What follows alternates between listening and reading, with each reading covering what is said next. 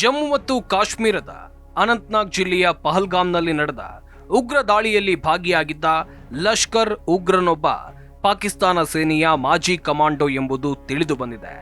ಆತ ಹತ್ಯಾಕಾಂಡ ನಡೆಸುವ ಉದ್ದೇಶಕ್ಕಾಗಿ ಸೇನೆ ತೊರೆದು ಲಷ್ಕರ್ ಎ ತೊಯ್ಬಾ ಉಗ್ರ ಸಂಘಟನೆ ಸೇರಿದ್ದ ಎನ್ನಲಾಗಿದೆ. ದಿನ ಕಳೆದಂತೆ ಪಹಲ್ಗಾಮ್ ಭಯೋತ್ಪಾದಕ ದಾಳಿಯ ಹಿಂದಿನ ಪಿತೂರಿ ಐಸಿಸ್ ಮತ್ತು ದೇಶದ ಸೇನೆಯ ನೇರ ಭಾಗವಾಗಿರುವ ಬಗ್ಗೆ ಹೆಚ್ಚು ಮಾಹಿತಿಗಳು ಬೆಳಕಿಗೆ ಬರ್ತಾ ಇವೆ.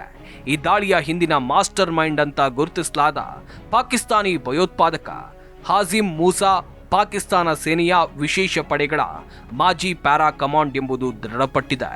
ಪಾಕಿಸ್ತಾನ ಮೂಲದ ನಿಷೇಧಿತ ಸಂಘಟನೆ ಲಷ್ಕರ್ ಎ ತೊಯ್ಬಾದೊಂದಿಗೆ ಸಂಬಂಧ ಹೊಂದಿರುವ ಭಯೋತ್ಪಾದಕ ಮೂಸಾನನ್ನ ಕಾಶ್ಮೀರಕ್ಕೆ ಸ್ಥಳೀಯರಲ್ಲದವರನ್ನ ಮತ್ತು ಭದ್ರತಾ ಪಡೆಗಳನ್ನ ಗುರಿಯಾಗಿಸಿಕೊಂಡು ದಾಳಿ ನಡೆಸುವ ನಿರ್ದಿಷ್ಟ ಕಾರ್ಯಾಚರಣೆಗೆ ಕಳುಹಿಸಲಾಗಿದೆ. ಪಾಕಿಸ್ತಾನದ ವಿಶೇಷ ಪಡೆಗಳಾದ ಸ್ಪೆಷಲ್ ಸರ್ವಿಸ್ ಗ್ರೂಪ್ ಅವರನ್ನ ಎಲ್ಇಟಿಗೆ ವರ್ಗಾಯಿಸಿದೆ ಅಂತ ಮೂಲಗಳು ತಿಳಿಸಿವೆ. ಎನ್ಐಎ ತನಿಖೆಯು ಮೂಸಾ ಪಾಕಿಸ್ತಾನ ಸೇನೆಯಲ್ಲಿ ಹಿನ್ನೆಲೆಯನ್ನ ಸಹ ಬಹಿರಂಗಪಡಿಸಿದೆ.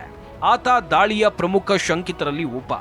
ಪಹಲ್ಗಾಮ್ ದಾಳಿಯಲ್ಲಿ ಮತ್ತು ಕಾಶ್ಮೀರದಲ್ಲಿ ಈ ಹಿಂದೆ ನಡೆದ ದಾಳಿಗಳಲ್ಲಿ ಐಎಸ್ಐ ನೇರ ಭಾಗಿಯಾಗಿರುವ ಅನುಮಾನಗಳನ್ನ ಮತ್ತಷ್ಟು ಬಲಪಡಿಸಿದೆ. ಈ ಹಿಂದಿನ ಘಟನೆಗಳಲ್ಲಿ ಅಕ್ಟೋಬರ್ 2024ರಲ್ಲಿ ಗಂಡೇರ್ಬಲ್ನ ಗಗಂಗೀರ್ನಲ್ಲಿ ನಡೆದ ದಾಳಿಗಳು ಕೂಡ ಸೇರಿವೆ. ಇದರಲ್ಲಿ 6 ಸ್ಥಳೀಯರಲ್ಲದವರು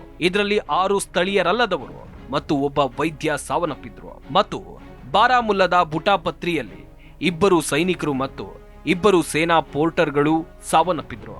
ಈ 3 ದಾಳಿಯ ಹಿಂದೆ ಮೂಸಾ ಇದ್ದ ಅಂತ ತಿಳಿದು ಬಂದಿದೆ. ಪಾಕಿಸ್ತಾನದಲ್ಲಿ ತರಬೇತಿ ಪಡೆದ 2 ಸ್ಥಳೀಯ ಭಯೋತ್ಪಾದಕರಾದ ಜುನೈದ್ ಅಹಮದ್ ಭಟ್ ಮತ್ತು ಅರ್ಬಾಜ್ ಮೀರ್ ಗಗಂಗೀರ್ ಮತ್ತು ಬುಟಾಪತ್ರಿ ದಾಳಿಗಳಲ್ಲಿ ಭಾಗಿಯಾಗಿದ್ರು. ಆದರೆ 2004ರ ನವೆಂಬರ್ ಮತ್ತು ಡಿಸೆಂಬರ್ನಲ್ಲಿ ಭದ್ರತಾ ಪಡೆಗಳು ನಡೆಸಿದ ಪ್ರತ್ಯೇಕ ಎನ್ಕೌಂಟರ್ಗಳಲ್ಲಿ ಅವರನ್ನ ತಟಸ್ಥಗೊಳಿಸಲಾಯಿತು. ಅಂದಿನಿಂದ ಮೂಸಾ ಕಾಶ್ಮೀರದಲ್ಲಿ ಸ್ಥಳೀಯರಲ್ಲದವರ ವಿರುದ್ಧ ಭಯೋತ್ಪಾದನಾ ಕಾರ್ಯಾಚರಣೆಯನ್ನ ಮುಂದುವರಿಸಿದ್ದಾನೆ. ಇದು ಬೈಸರನ್ನಲ್ಲಿ 25 ಪ್ರವಾಸಿಗರು ಸೇರಿದಂತೆ 26 ಜನರ ಕ್ರೂರ ಹತ್ಯೆಯಲ್ಲಿ ಕೊನೆಗೊಂಡಿತ್ತು. ಜಮ್ಮು ಮತ್ತು ಕಾಶ್ಮೀರದಲ್ಲಿ ಹಲವಾರು ಭಯೋತ್ಪಾದಕರು ಸಕ್ರಿಯರಾಗಿದ್ದು ಭಾರತದ ವಿರುದ್ಧ ಕೆಲಸ ಮಾಡ್ತಾ ಇದ್ದಾರೆ. ಈ ಉಗ್ರಗಾಮಿಗಳು ಸಪೋರ್, ಪುಲ್ವಾಮಾ ಮತ್ತು ಶೋಫಿಯಾನ್ನಂತಹ ಪ್ರದೇಶಗಳಲ್ಲಿ ಕಾರ್ಯನಿರ್ವಹಿಸ್ತಾ ಇದ್ದಾರೆ. ಅನಂತನಾಗ್ ಮತ್ತು ಕುಲ್ಗಾಮ್ನಲ್ಲಿಯೂ ಸಹ ಅನೇಕ ಭಯೋತ್ಪಾದಕರು ಇದ್ದಾರೆ. 14 ಭಯೋತ್ಪಾದಕರ ಹೆಸರುಗಳನ್ನ ಒಳಗೊಂಡಿರುವ ಹಿಟ್ ಲಿಸ್ಟ್ ಇದೆ. ಅದರಲ್ಲಿ ಸಫ್ವಾರ್ನ ಆದಿಲ್ ರೆಹಮಾನ್, ಪುಲ್ವಾಮಾದ ಅಮೀರ್ ನಜೀರ್ ವಾನಿ ಮತ್ತು ಯಾವರ್ ಅಹಮದ್ ಭಟ್ ಪ್ರಮುಖ ಗುರಿಗಳಾಗಿವೆ. ಶೋಫಿಯಾನ್ನಿಂದ ಆಸಿಫ್ ಅಹಮದ್, ನಸೀರ್ ಅಹಮದ್, ಶಾಹಿನ್ ಅಹಮದ್, ಅಮೀರ್ ಅಹಮದ್ ದಾರ್ ಮತ್ತು ಅದ್ನಾನ್ ದಾರ್ ಇದ್ದಾರೆ. ಜಮ್ಮು ಕಾಶ್ಮೀರದ ಪಹಲ್ಗಾಮ್ ದಾಳಿ ಆದಾಗಿನಿಂದ ಭಾರತ ಮತ್ತು ಪಾಕಿಸ್ತಾನ ನಡುವೆ ಯುದ್ಧದ ಪರಿಸ್ಥಿತಿ ನಿರ್ಮಾಣವಾಗಿದೆ. ಹಿಂದೂಗಳನ್ನೇ ಗುರಿಯಾಗಿಸಿಕೊಂಡು ನಡೆದ ಗುಂಡಿನ ದಾಳಿ ಇಡೀ ದೇಶವನ್ನ ಕೆರಳಿಸಿದೆ. ಭಯೋತ್ಪಾದಕರಿಗೆ ಕುಮ್ಮಕ್ಕು ಕೊಡ್ತಾ ಇರೋ ಪಾಪಿ ಪಾಕಿಸ್ತಾನಕ್ಕೆ ಬುದ್ಧಿ ಕಲಿಸೋಕೆ ಭಾರತ ಸರ್ಕಾರ ಹಲವಾರು ಮಹತ್ವದ ನಿರ್ಧಾರಗಳನ್ನು ತೆಗೆದುಕೊಂಡಿದೆ. ಪಾಕಿಸ್ತಾನ ವಿರುದ್ಧ ಈಗಾಗಲೇ ಸಮರವನ್ನ ಸಾರಿದೆ.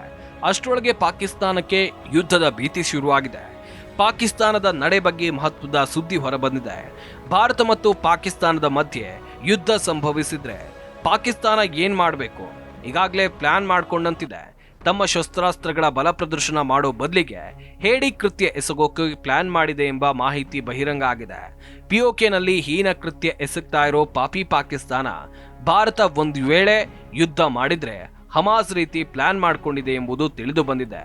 ಯುದ್ಧದ ಸಮಯದಲ್ಲಿ ಜನರನ್ನೇ ಒತ್ತೆಯಾಳಾಗಿ ಮಾಡಿಕೊಳ್ಳೋ ತಯಾರಿ ಮಾಡಿಕೊಂಡಿದೆ ಎಂಬ ಮಾಹಿತಿ ಉನ್ನತ ಮೂಲಗಳಿಂದ ತಿಳಿದು ಬಂದಿದೆ. ಹಮಾಸ್ ಕೂಡ ಇಸ್ರೇಲ್ ಮೇಲೆ ಯುದ್ಧ ಸಾರೋಕೆ ಪೂರ್ವ ನಿಯೋಜಿತ ಹಾಗೂ ಗಹನವಾದ ದಾಳಿಯ ತಂತ್ರವನ್ನ ರೂಪಿಸಿದ್ರು. ಇದನ್ನ ಅಲ್ ಅಕ್ಸಾ ತುಫಾನ್ ಅಂತ ಅವರು ಹೆಸರಿಸಿದ್ರು.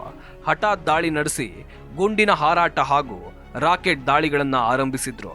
ಈ ದಾಳಿ ಇಸ್ರೇಲ್ಗೆ ತೀವ್ರ ಆಘಾತವನ್ನ ನೀಡಿತ್ತು. ಇದರಿಂದ ಪ್ಯಾಲೆಸ್ತೈನ್ ಇಸ್ರೇಲ್ ನಡುವಿನ ಸಂಘರ್ಷ ಮತ್ತಷ್ಟು ಉಗ್ರವಾಗಿತ್ತು. ಅಲ್ಲದೆ ಹಮಾಸ್ ತಮ್ಮ ಯುದ್ಧ ತಂತ್ರದಲ್ಲಿ ಜನರನ್ನ ಒತ್ತೆಯಾಳಾಗಿ ಬಳಸೋದನ್ನ ದೃಢಪಡಿಸಿದೆ. ಇದು ಜಾಗತಿಕ ಮಟ್ಟದಲ್ಲಿ ವ್ಯಾಪಕ ಆಕ್ರೋಶವನ್ನ ಹುಟ್ಟುಹಾಕಿತ್ತು. 2023ರ ಅಕ್ಟೋಬರ್ನಲ್ಲಿ ನಡೆದ ದಾಳಿಯ ಸಮಯದಲ್ಲಿ ಹಮಾಸ್ 100ಕ್ಕೂ ಅಧಿಕ ಇಸ್ರೇಲ್ ನಾಗರಿಕರನ್ನ ಬಂಧಿಸಿಕೊಂಡು ಗಾಜಾ ಪಟ್ಟಿಗೆ ಕರೆದೊಯ್ದಿದ್ರು.